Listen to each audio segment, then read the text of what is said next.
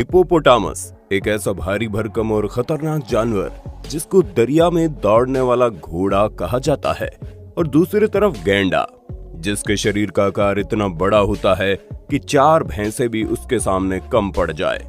एक तरफ गैंडा जो इस पृथ्वी पर पिछले 5 करोड़ साल से भी ज्यादा वक्त से रहता आ रहा है, और वहीं दूसरी तरफ हिप्पोपोटामस यानी दरियाई घोड़ा जो कि अफ्रीका महाद्वीप पर रहने वाला एक ऐसा खतरनाक जानवर है जिसकी वजह से वहां पर हर साल कई इंसानों की मौत हो जाती है। ये जानवर कितना खतरनाक होता है इसका अंदाजा आप इसी से लगा सकते हैं कि ये पानी में रहने वाले सबसे खतरनाक जानवर मगरमच्छ को भी अपना शिकार बना लेता है। और आज के इस वीडियो में हम कंपेयर करने वाले हैं इस पृथ्वी पर रहने वाले हाथी के बाद 2 सबसे भारी भरकम जानवरों की। एक तरफ गैंडा जो अपने मजबूत सींग के द्वारा लोहे की चादर में भी छेद करने की ताकत रखता है, और वहीं दूसरी तरफ हिप्पोपोटामस जिसके झगड़े में इतनी ताकत होती है कि वो मगरमच्छ को भी 2 टुकड़ों में बांट देता है। अगर कभी इन दोनों जानवरों का आमना सामना हो जाए तो किसकी जीत होगी? दोस्तों, हम सबसे पहले बात करेंगे इन दोनों ही खतरनाक जानवरों के घर की। एक तरफ हिप्पोपोटामस जो कि सिर्फ और सिर्फ अफ्रीकी महाद्वीप पर पाया जाता है, वहीं दूसरी तरफ गैंडा एक ऐसा जानवर है जो अफ्रीकी महाद्वीप के साथ साथ एशियाई देशों में भी पाया जाता है। इसके कई प्रजातियां हमारे भारत में भी रहती हैं। अब बात अगर इन दोनों ही जानवरों के आकार की करें तो इन दोनों ही जानवरों का आकार लगभग बराबर होता है, लेकिन कई बार आकार के मामले में हिप्पोपोटामस बाजी मार जाता है। हिप्पोपोटामस कई बार 4000 किलो तक का हो जाता है, और वहीं दूसरी तरफ गैंडा भी 3000 से लेकर 3500 किलो तक का हो जाता है। एक तरफ जहां गैंडा 6 फीट तक ऊंचा और 13 फीट तक लंबा होता है, तो वहीं दूसरी तरफ हिप्पोपोटामस की लंबाई 17 फीट से भी ज्यादा हो जाती है। एक तरफ गैंडा जहां जंगली और मैदानी इलाकों में रहना पसंद करता है, तो वहीं दूसरी तरफ हिप्पोपोटामस किसी नदी या तालाब के किनारे पानी में रहना पसंद करता है। अब अगर इन दोनों ही खतरनाक जानवरों की ताकत की बात करें तो दोनों ही किसी से कम नहीं। एक वयस्क गैंडा इतना अधिक ताकतवर होता है कि कई बार उसे टूरिस्ट की गाड़ी को अपनी सींग से उठाकर खिलौने की तरह फेंकते हुए भी देखा गया है। अब तक कई मामले ऐसे आ भी चुके हैं जब कोई गैंडा लड़ाई के वक्त 1 टन से भी ज्यादा वजन वाले भैंसे को उठाकर पटकते हुए देखा गया है। वहीं बात अगर खतरनाक हिप्पोपोटामस की करें तो ये कितना खतरनाक होता है इसका अंदाजा आप इसी से लगा सकते हैं कि पानी में जाकर पानी में ही रहने वाले दुनिया के सबसे खतरनाक जानवर मगरमच्छ से पंगा ले लेता है। और इतना ही नहीं, इसके जबड़ों में इतनी ताकत होती है कि ये बड़े से बड़े मगरमच्छ को भी 2 टुकड़ों में बांट देता है। इस हिसाब से देखा जाए तो हिप्पोपोटामस और गैंडा ताकत के मामले में दोनों किसी से कम नहीं। गैंडे का शरीर इतना मजबूत होता है कि उसके शरीर पर मौजूद खाल इतनी मोटी होती है कि शेर जैसा खतरनाक जानवर भी उसको चोट नहीं पहुंचा पाता। बात अगर इन दोनों ही खतरनाक जानवर के आक्रामक स्वभाव की करें तो आपको जानकर हैरानी होगी कितने भारी भरकम होने के बावजूद भी ये दोनों ही जानवर बेहद आक्रामक किस्म के होते हैं। अब तक कई मामले ऐसे आ चुके हैं जब ये दोनों ही जानवर बेवजह किसी इंसानों के ऊपर हमला कर चुका हो। बचपन से ही आपने पढ़ा होगा कि जंगली जानवर आग से डरते हैं, लेकिन आपको जानकर हैरानी होगी गैंडा दुनिया का इकलौता ऐसा जानवर है जिसे आग से डर नहीं लगता। यानी अगर आप आग दिखाकर इस जानवर को डराना चाहेंगे तो हो सकता है ये और भी आक्रामक हो जाए। वहीं दूसरी तरफ अगर हम बात हिप्पोपोटामस के स्वभाव की करें तो इसके आक्रामकता का अंदाज आप इसी से लगा सकते हैं कि हर साल अफ्रीका में कई लोगों की मौत हिप्पोपोटामस के हमले की वजह से हो जाती है। यही वजह है कि जानवरों के ऊपर शोध करने वाले वैज्ञानिक भी इस खतरनाक जानवर से हर वक्त दूरी बनाकर रहते हैं। इसी वजह से वैज्ञानिकों को इस जानवर के खतरनाक रवैये और व्यवहार के बारे में ज्यादा जानकारी भी नहीं है। अब बात अगर इन दोनों ही खतरनाक जानवरों की लड़ाई के तरीके की करें तो इन दोनों के पास ही अपना अलग अलग खतरनाक हथियार मौजूद है। एक तरफ गैंडा जिसके पास एक ऐसा खतरनाक सींग होता है जिसकी मदद से वो लोहे की चादर में भी छेद कर सकता है। गैंडे के पास बेहद नुकीला सींग होता है। अधिकतर गैंडों के पास 2 सींग मौजूद होते हैं, लेकिन बात बात पर लड़ाई की वजह से अधिकतर गैंडे का अगला सींग टूट जाता है। लेकिन प्रकृति ने इसे इस तरह से डिजाइन किया है कि कुछ ही महीनों में उसका टूटा हुआ सींग वापस आ जाता है।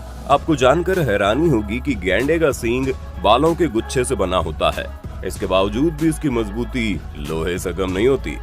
गैंडे बेहद गुस्सैल स्वभाव के होते हैं, और कई बार अपने ही ग्रुप के गैंडों से उनकी लड़ाई भी हो जाती है और नतीजा ये होता है कि उनमें से किसी एक की मौत हो जाती है।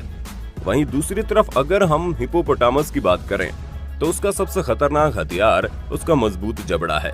उसका जबड़ा 180 डिग्री तक खुल जाता है और खुलने के बाद उसके जबड़े की चौड़ाई इतनी अधिक हो जाती है कि वो आसानी से हाथी जैसे जानवर की गर्दन भी पकड़ सकता है। और उसके जबड़ों में इतनी ताकत होती है कि कई मामले अब तक ऐसे आ चुके हैं जब एक हिप्पोपोटामस अपने जबड़े में पकड़कर किसी मगरमच्छ के शरीर के 2 टुकड़े कर गया हो। हिप्पोपोटामस के खतरनाक जबड़े के अंदर लगभग 8 इंच के नुकीले दांत होते हैं।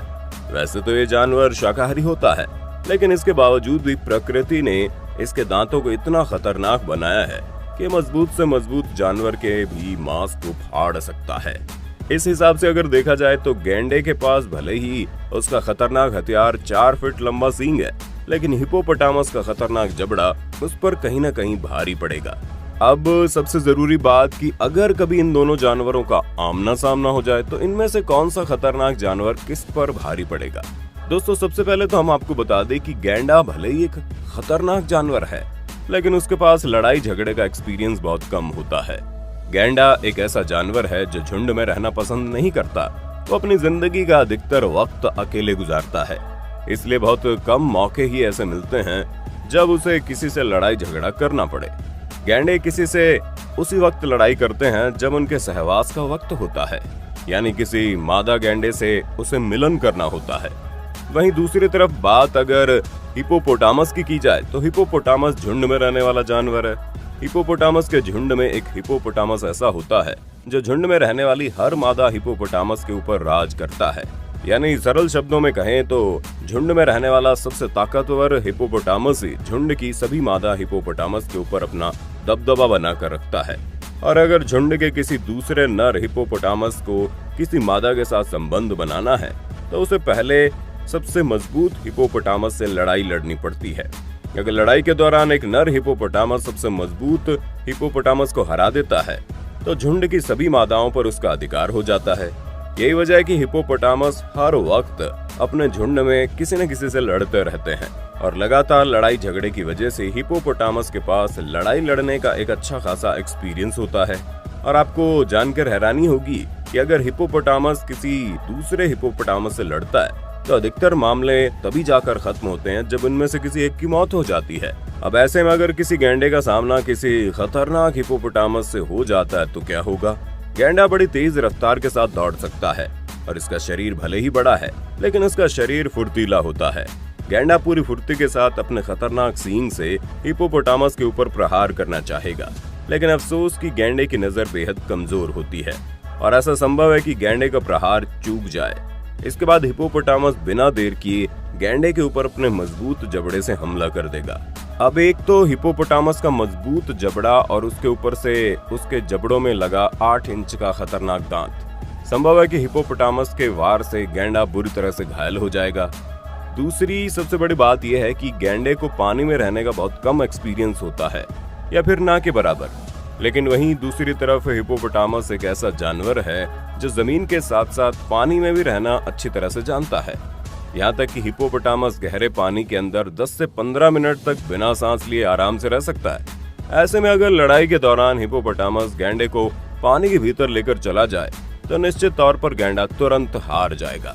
इस हिसाब से देखा जाए तो कहीं ना कहीं इन दोनों जानवरों का आमना सामना होने पर हिप्पोपोटामस के जीतने की संभावना ज्यादा है। वैसे आपके हिसाब से इन दोनों जानवरों में से ज्यादा खतरनाक कौन हुआ और इन दोनों के आमने सामने की लड़ाई में कौन किस पर भारी पड़ेगा? आप अपनी राय कमेंट में देना। दोस्तों, जाने से पहले आपको बता दें कि इस वक्त हमारी पृथ्वी पर इन दोनों ही प्रजाति के जानवरों के ऊपर खतरा मंडरा रहा है। गैंडे की कई प्रजातियां तो पृथ्वी से पूरी तरह से लुप्त हो चुकी हैं, जैसा कि सफेद गैंडा, और वहीं दूसरी तरफ हिप्पोपोटामस की आबादी भी लगातार कम होती जा रही है। और अगर कोई इसका जिम्मेदार है तो वो है हम इंसान। गैंडा और हिप्पोपोटामस के बीच की लड़ाई में किसकी जीत होगी ये तो ठीक से नहीं कहा जा सकता, लेकिन हम कुख्यात इंसानों की प्रजाति से कोई नहीं जीत सकता। खैर, इसके बारे में आपकी क्या राय है कमेंट में बताना। वीडियो अच्छी लगी तो लाइक कीजिए, चैनल को सब्सक्राइब करके बेल आइकन को ऑन करना बिल्कुल मत भूलना, क्योंकि the earth adventure in Hindi की टीम आपके लिए हर रोज ऐसे इंटरेस्टिंग वीडियोस लाती रहती है।